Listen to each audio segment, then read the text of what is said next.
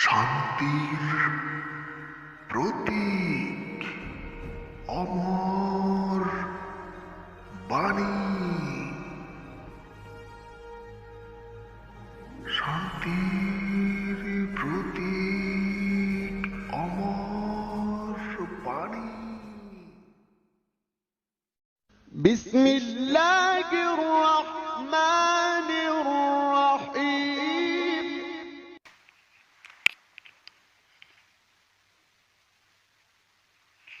শান্তির প্রতীক অমর বাণী।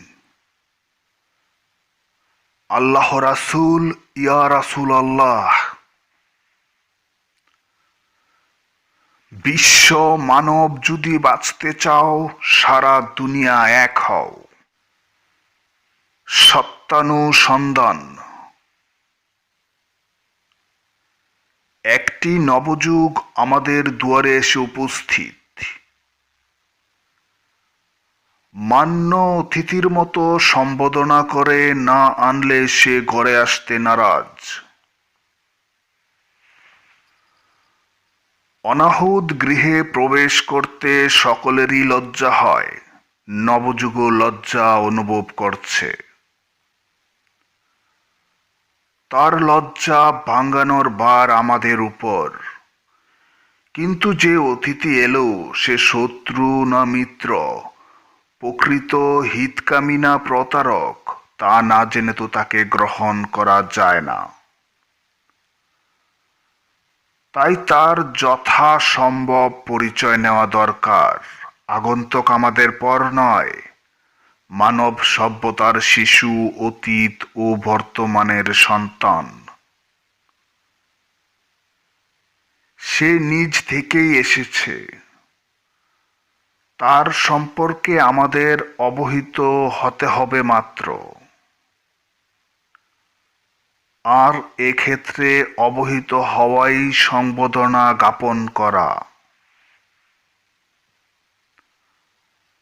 তার কণ্ঠে যে অস্পষ্ট বাণী, তার অর্থ, হে মানুষ, ভয় করো না। তোমার মধ্যে যা শ্রেষ্ঠ ও মূল্যবান, অবিনশ্বর ও অশেষ সম্ভাবনাপূর্ণ, তার রক্ষার ভার আমার হাতে। আর সে জন্যই আমার আগমন। তার বর্তমান যুগের কি সেসব রক্ষার ক্ষমতা নেই?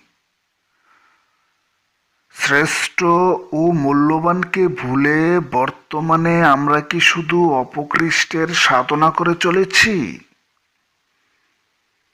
ব্যতিক্রম হয়তো আছে, তবে মোটের উপর কথাটা সায় না দিয়ে উপায় কি? মানব জীবনের শ্রেষ্ঠ অভিব্যক্তি, সৃজনশীলতা আজ শোচনীয় রূপে পরাভূত। ধূর্ততা ও ফন্দিবাজি তার স্থানে সমাসীন। এ দুরবস্থা থেকে মুক্তি দেবার জন্যই নবযুগের আগমন। সত্যই ধর্ম, সত্যই শান্তি। সত্য আছে যেখানে, আল্লাহ রাসূল আছে সেখানে। সত্য আছে যেখানে, শান্তি আছে সেখানে। প্লাবিত অসত্যের মাঝে সত্যকে ভাসিয়ে তুলতে গেলে উপাধি পেতে হয় পাগল, ভণ্ড, প্রতারক, নাস্তিক। আবার সাজা হিসেবে গ্রহণ করতে হয় কারাভোগ। আবার গণপিটুনিতে ভবলীলা সাঙ্গ করতে হয়। সত্য সে যুগে যুগে গোপন থেকে যায়। অসত্যের মাঝে মাথা উঁচু করে দাঁড়াতে পারে না। এটা সত্যের যুগ। এবার আসুন সবাই নির্ভয়ে সত্যকে খুঁজে বের করে অসত্যের মাঝে দাঁড় করিয়ে নিরাশ আর হতাশনের হাত থেকে মুক্তি পেয়ে বিশ্ব শান্তি লাভ করি। আসসালামু আলাইকুম ইয়া রাসূলুল্লাহ, তুমি মাফ করো।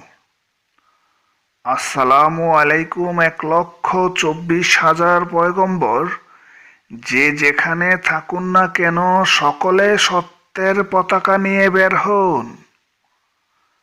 আর নীরব থাকলে চলবে না, গোপন থাকলে চলবে না। পরিচয় দিয়ে জগৎকে বহুমুখী সমস্যার হাত থেকে রক্ষা করতে হবে। সবে মিলে একত্রিত হয়ে সকল দোষী লোকগুলোকে চিহ্নিত করে অত্যাচারীর অত্যাচারের সূক্ষ্ম বিচার করে জগৎকে শান্তির রাজ্য করে তুলি।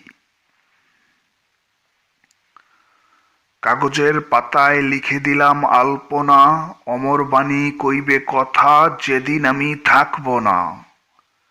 সংসারের মাঝে কয়েকটি সুর রেখে দিয়ে যাব করিয়া মধুর, দু একটি কাটা করি দেব দূর, তারপর ছুটি নিব।